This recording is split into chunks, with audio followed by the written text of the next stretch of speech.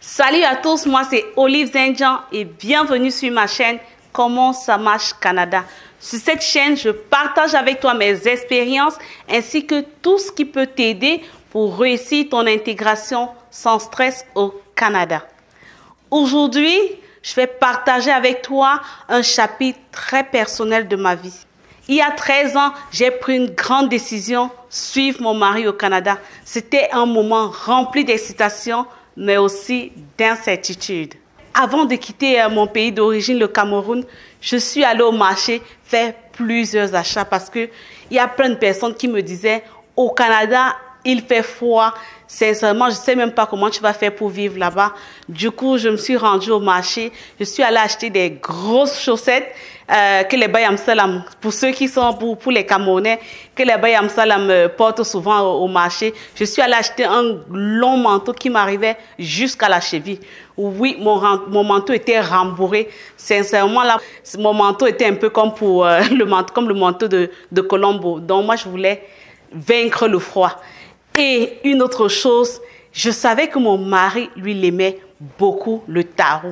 Donc, moi, je suis allée au marché et j'ai acheté du taro. Oui, vous n'allez pas me croire, j'ai voyagé avec du taro. Et imaginez-vous, je voulais que mon taro reste bien conservé. Donc, il y avait même encore de la terre là-dessus.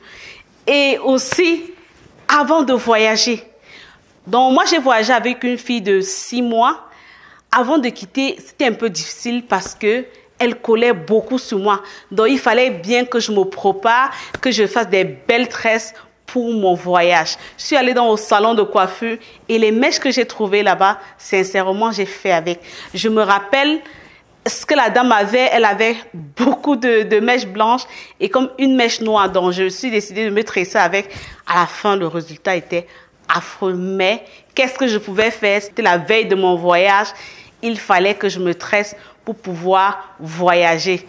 Et aussi, je n'avais pas le temps d'attendre qu'on aille chercher d'autres mèches au marché parce que ma fille, elle me réclamait, elle pleurait beaucoup. Et rendu le jour du voyage, je me rappelle bien. Quand je suis arrivée à l'aéroport, j'étais en surplus de kilos. Donc, qu'est-ce qu'il fallait faire? Il fallait sortir certaines choses de mon sac pour pouvoir rééquilibrer mes bagages. Et comme j'ai toujours entendu parler que des ondits, les ondits, certaines personnes m'avaient proposé de prendre tout ce qui est manteau, bien pull, de mettre sur moi pour pouvoir réduire mes bagages. Donc, c'est ce que j'ai fait.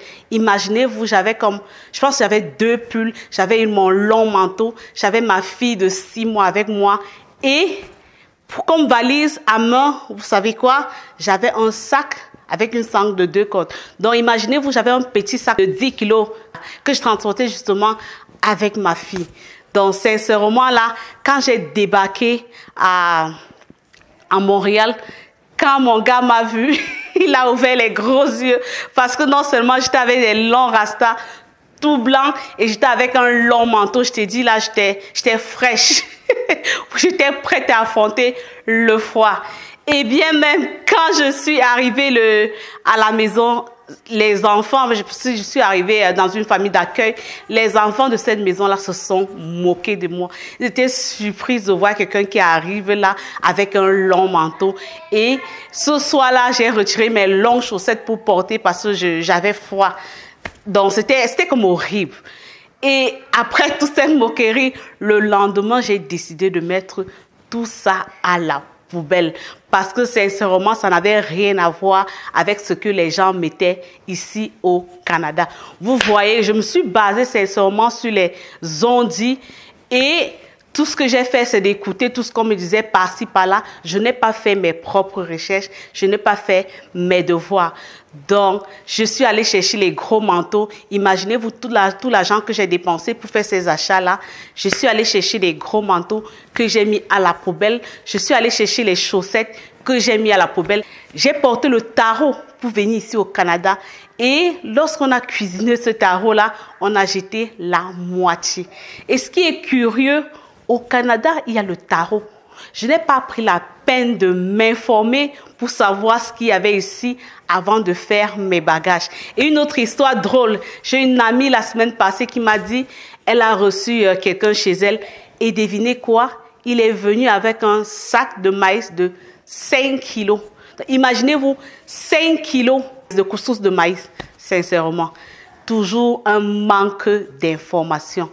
Et le comble de l'histoire, quand je suis arrivée avec ma fille, elle n'était pas habituée à la poussette.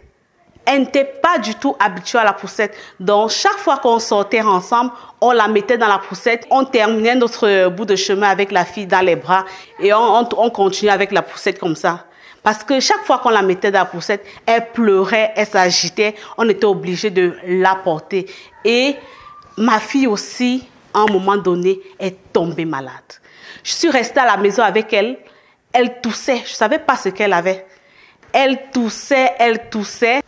Une fois, mon grand frère m'a appelé, il m'a dit, mais je ne comprends pas pourquoi ta fille tousse autant. Elle est sûrement malade. Je suis allée à l'hôpital avec elle et on lui a dépisté une pneumonie. Sincèrement, là, j'ai ouvert les yeux. Je ne savais même pas c'était quoi la pneumonie. Une chance pour moi, j'avais pris mon assurance et je suis sortie de l'hôpital. J'étais contente parce que je n'avais rien à payer. Donc, tout ceci pour vous dire que avant de quitter votre pays d'origine, soyez préparés. Prenez la bonne information, allez vers des bonnes personnes. Chers amis, mon histoire est un témoignage que malgré les défis de l'immigration, tu peux trouver ta place et t'épanouir. Donc, je partagerai plus sur ma vie au Canada dans les futures vidéos, mais pour aujourd'hui, souviens-toi que chaque début est une aventure. Embrasse-la.